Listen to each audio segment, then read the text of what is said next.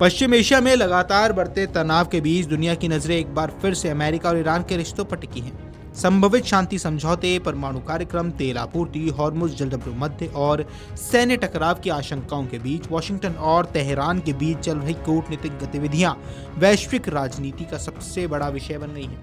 हालात ऐसे हैं कि दुनिया ये जानना चाहती है कि क्या दोनों देशों के बीच कोई समझौता होगा या फिर क्षेत्र एक नए संघर्ष की ओर बढ़ रहा है। इसी बीच अमेरिकी राष्ट्रपति ने व्हाइट हाउस में हुई एक अहम कैबिनेट बैठक के दौरान ईरान को लेकर बड़ा बयान दिया। उन्होंने साफ संकेत दिया कि बातचीत का रास्ता अभी खुला हुआ है, लेकिन अमेरिका मौजूदा स्थिति से पूरी तरह संतुष्ट नहीं है। राष्ट्रपति ने कहा कि ईरान समझौता करना चाहता है, लेकिन अंतिम सहमति अभी नहीं बन सकी है। उन्होंने ये भी स्पष्ट किया कि अगर बातचीत नाकाम रहती है तो अमेरिका सैन्य कार्रवाई जैसे विकल्पों पर भी विचार कर सकता है। बैठक के दौरान राष्ट्रपति का लहजा बेहद सख्त नजर आया है।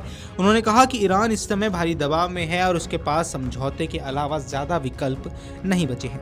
उनके मुताबिक तेहरान समझौते को लेकर गंभीरता दिखा रहा है, लेकिन अमेरिका केवल ऐसे प्रस्ताव को स्वीकार करेगा जो उसकी सुरक्षा और रणनीतिक हितों के अनुरूप हो। उन्होंने कहा, ईरान बहुत ज्यादा डील करना चाहता है। अभी तक बात पूरी नहीं बनी है, लेकिन हम तभी संतुष्ट होंगे जब हमारी शर्तें पूरी होंगी। अगर ऐसा नहीं हुआ तो हम कार्रवाई करेंगे। राष्ट्रपति ने अपने बयान में घरेलू राजनीति का जिक्र करते हुए ये कहा कि ईरान को उम्मीद थी कि अमेरिका आगामी मध्यवादी चुनावों के दबाव में अपनी रणनीति नरम करेगा या पीछे हट जाएगा, लेकिन उन्होंने साफ कर दिया कि अमेरिकी नीति चुनावी दबाव से प्रभावित नहीं होगी। उनका कहना था कि राष्ट्रीय सुरक्षा और विदेश नीति के फैसले राजनीतिक परिस्थितियों को देखकर नहीं लिए जाएंगे।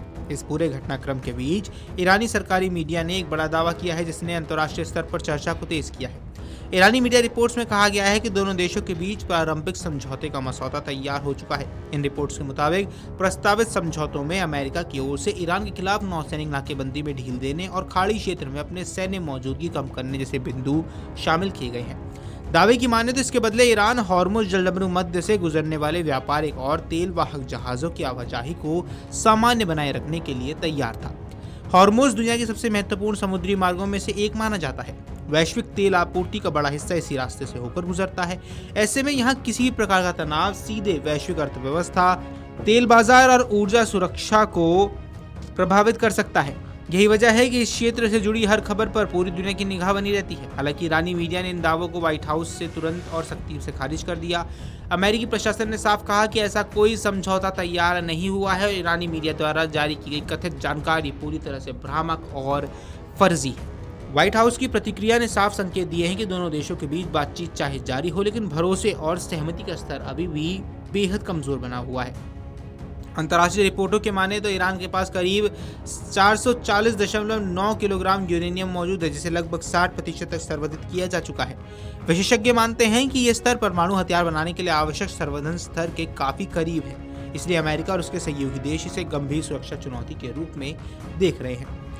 इसी बीच अमेरिकी राष्ट्रपति ने अपनी कैबिनेट बैठक में पश्चिम एशिया की व्यापक राजनीतिक रणनीति को लेकर भी बात कही है। उन्होंने कहा कि उनकी इच्छा है कि सऊदी अरब, कतर, कुवैत और पाकिस्तान जैसे देश भविष्य में अब्राहम अकॉर्ड का हिस्सा बन जाएं। अब अब्राहम अकॉर्ड उस पहल का हिस्सा है जिसके तहत इजराइल और अरब देशों के बीच संबंध सामान्य बनाने की कोशिश की गई थी। इस समझौते को अमेरिका ने मध्य पूर्व में स्थिरता और कूटनीतिक सहयोग बढ़ाने के बड़े प्रयास के तौर पर पेश किया था। Video desk अमरुजाला.com।